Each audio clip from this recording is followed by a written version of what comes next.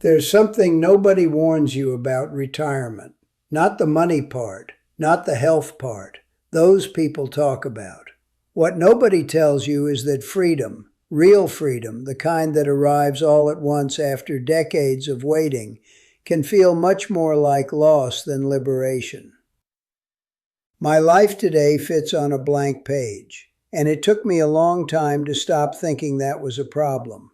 A few weeks after I retired, I was standing in line at the bank. Tuesday afternoon, nothing urgent, nowhere to be. The woman at the counter was making small talk the way people do, and she looked at me and asked, "Do you work around here?" I stopped. Not for long, maybe 2 seconds. But those 2 seconds felt strange, because I didn't know what to say.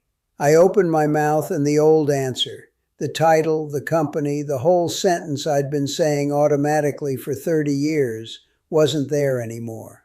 "I'm retired," I said. She smiled and moved on.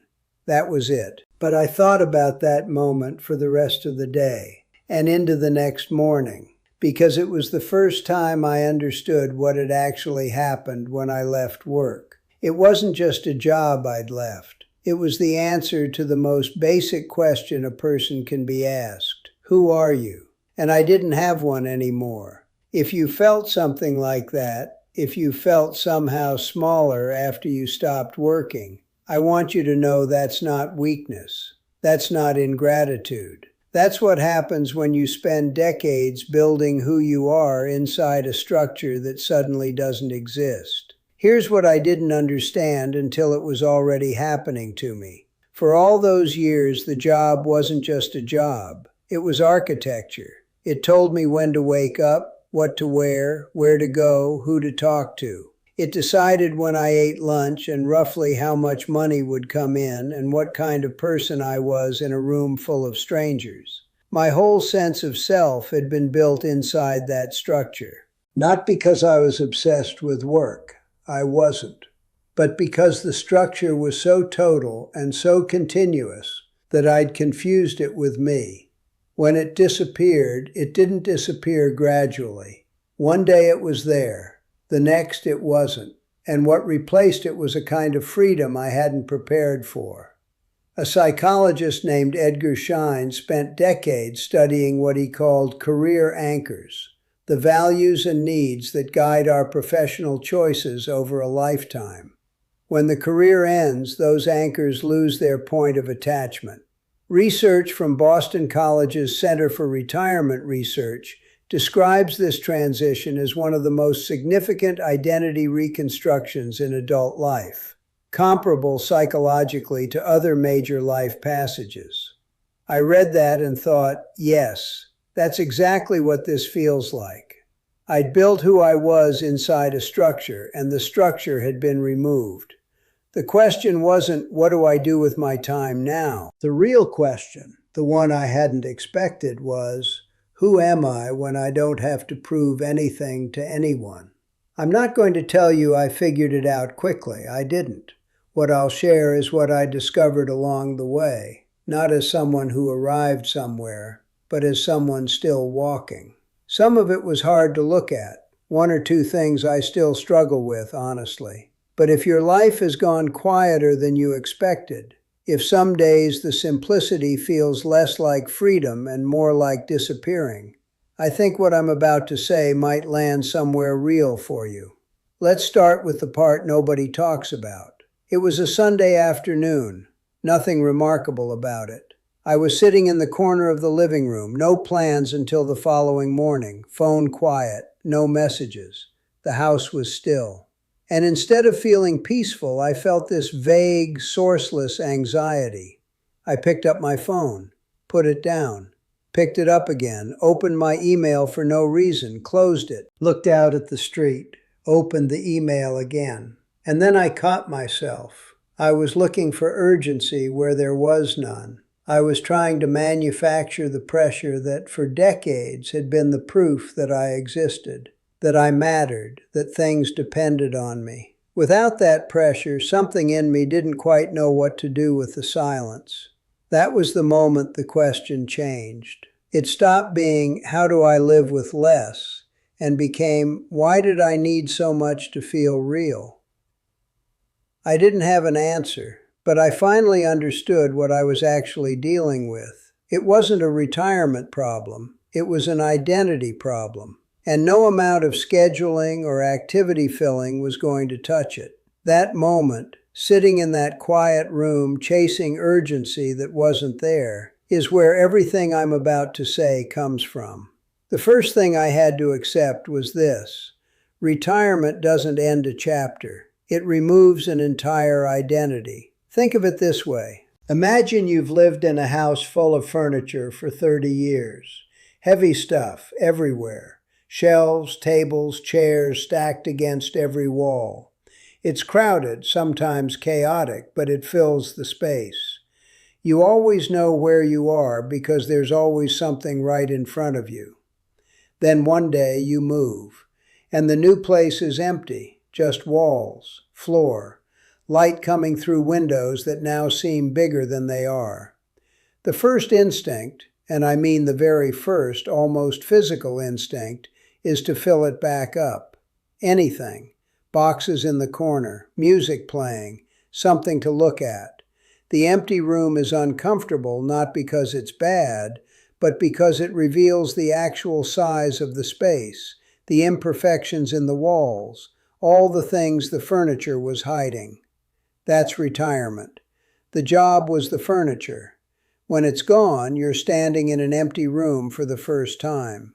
And the question is, what do you actually want to put back in? That question took me longer than I expected to answer, because before I could answer it, something else had to happen first. The quiet of this life isn't an achievement, it's a confrontation.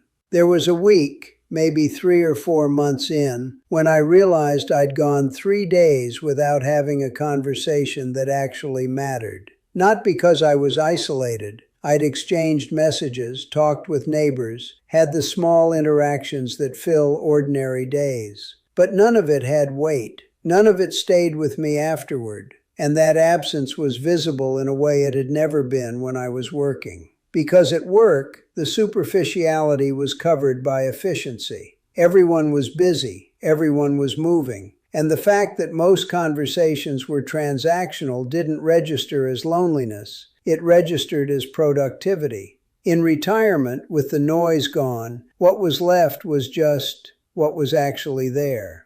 A philosopher named Pascal wrote something about this in the 17th century. He said that all of humanity's problems come from the inability to sit quietly in a room alone. That seems extreme until you read a study from 2014, Wilson and colleagues in the Journal of Experimental Psychology, that found people would rather give themselves mild electric shocks than sit alone with their thoughts for 15 minutes. 15 minutes. I thought about that for a long time. If the quiet of your life has revealed things you'd rather not see, old dissatisfactions, questions you'd postponed, a loneliness you didn't know was there, that doesn't mean you failed. It means there's finally enough silence to hear what was always underneath. But confronting those things isn't the same as resolving them. And that's where I made the mistake I think most people make. When the discomfort showed up, I did what any reasonable person does. I started filling the room. In the first 2 months after retiring, I signed up for 3 things in less than 2 weeks. A photography course, a walking group, a volunteer program at a local organization. I want to be honest about why I did it. It wasn't passion. I didn't wake up one morning burning to learn photography. What I actually needed, was an answer. Something to say when someone asked, "So what are you doing now?" Because I'm retired without anything after it felt unfinished.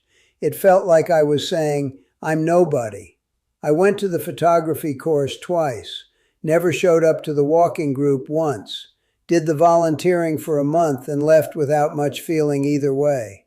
What I was left with was the realization that I'd spent real energy trying to look busy to myself. A sociologist named Phyllis Moen, who spent years studying retirement transitions at Cornell, calls this the legitimacy search, the tendency to build new activity structures not out of genuine need, but to justify productive existence to the world and to yourself. Her research suggests this search often prolongs the identity crisis instead of resolving it. I read that and laughed out loud, because yes, that was exactly what I was doing.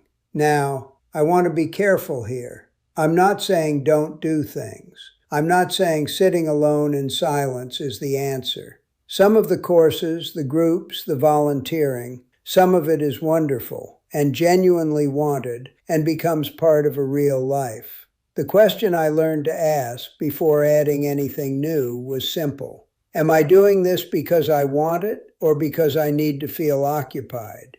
Most of the time, if I was honest, the answer was the second one.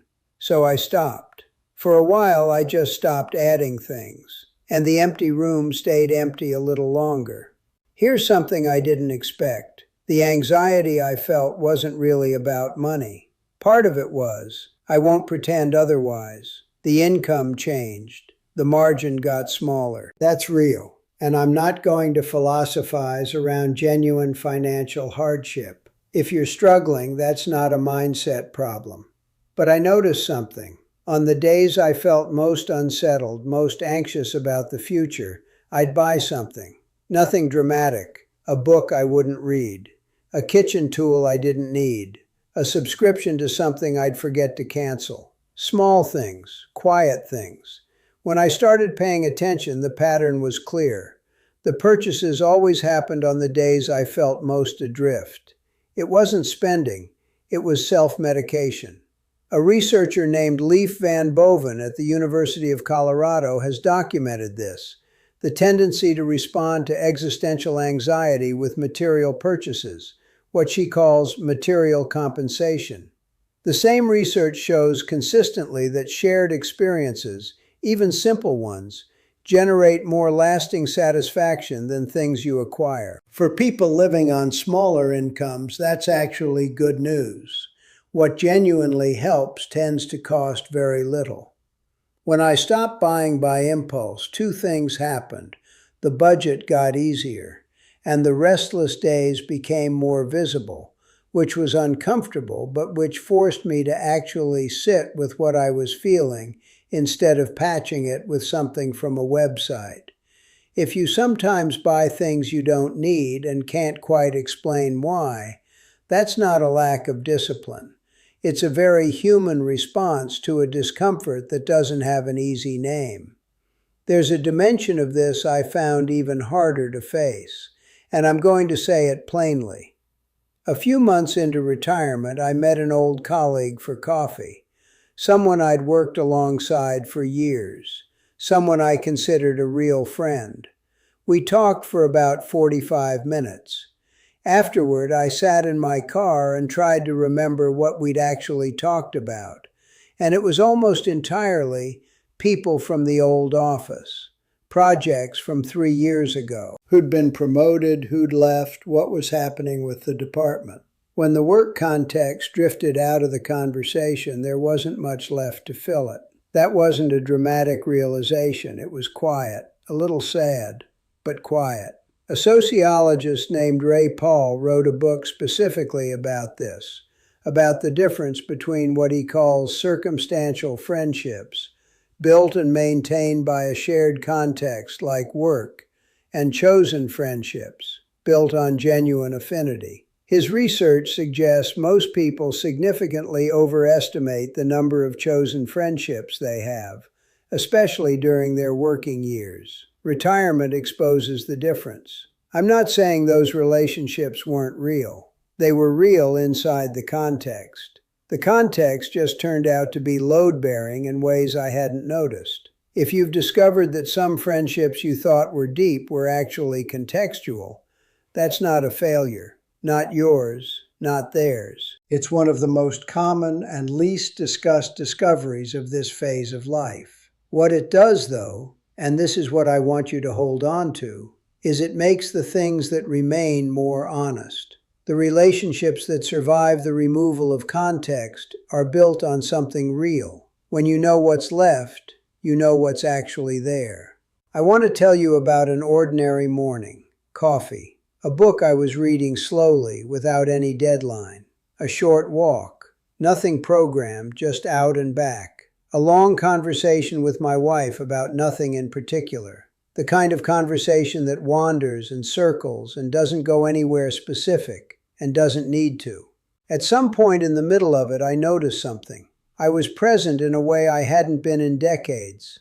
Not because the morning was exceptional. It wasn't. Because every part of it was chosen. There was no obligation behind any of it. No performance. Nothing I was doing to impress anyone or justify anything or maintain a position. Viktor Frankl, a psychiatrist who spent his life thinking about meaning, wrote that human beings don't seek pleasure or power at their core. They seek meaning. And his central argument was, when the external structures that provided meaning disappear, the individual has both the opportunity and the responsibility to build meaning from the inside out. Retirement, for many of us, is precisely that moment. I still have weeks that feel incomplete. I still have moments of envy when I see people with full calendars and projects in motion. That tension hasn't disappeared. I'm not going to tell you it does. But the difference now is that I've stopped treating this simple life as temporary, as a waiting room before something larger begins. It's not a waiting room. This is it. And I'm learning, slowly, imperfectly, to live in my own size. Remember the empty room. When I first stood in it, I wanted to fill it immediately. The emptiness felt like failure, like something had gone wrong. But I stayed with it. Not always comfortably, not without bad weeks, but I stayed. And over time, I started to see the room differently. The walls, the actual size of the space, what the furniture had been hiding. I put some things back in, slowly, carefully, only what I actually wanted there. And now the room has less in it than it ever did. But I know the name of everything in it. I didn't find a better life after retiring. I found for the first time a life that's actually mine. Almost nothing I've discovered can be more than enough, as long as what little remains is true. I'd love to know where you are with this. When you retired, or when you think about retiring, what was the first thing you felt the urge to fill? Why do you think it was that? Leave it in the comments if you want. There's no right answer. But the question itself is worth sitting with for a while. And if this kind of conversation interests you, the honest kind, without the polished filters, stay around. There's more coming.